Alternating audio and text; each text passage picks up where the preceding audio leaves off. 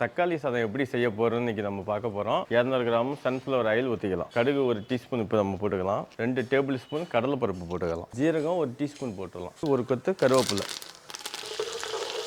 இப்போ 200 கிராம் வெங்காயம் நம்ம போட்டுக்கலாம். 4 பச்சை மிளகாய் கிழிச்சு வச்சுருக்கோம், அதையும் போட்டுடலாம்.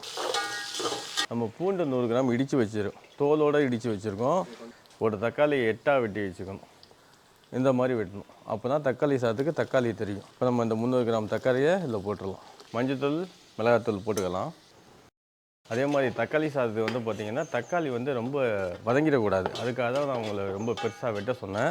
ஃபஸ்ட்டு நான் 1 லிட்டர் ஊற்றிடுறேன். இப்போ 2வது லிட்டர் ஊற்றிடுறேன். தண்ணி எல்லாம் கொதிக்குது. இந்த ஸ்டேஜில் நம்ம உப்பு போட்டுக்கலாம். 1 கிலோ ரைஸை அதை நம்ம ஆட் பண்ணிடலாம். பார்த்தீங்கன்னா 80% நல்லா வெந்துருச்சு. இந்த ஸ்டேஜில் நம்ம தம் போட்டுடலாம். சின்ன ஒரு வெயிட் ஒன்று வைக்கிறேன், ஆவி வந்து சைடில் போகாமல் இருக்கிறதுக்கு. 10 நிமிஷம் ஆகிடுச்சு. அதுக்கப்புறம் ஆஃப் பண்ணதுக்கப்புறம் ஒரு 10 நிமிஷம் நம்ம வச்சிடணும். மேலே லைட்டாக நெய் ஊற்றி தம் உடச்சிடலாம்.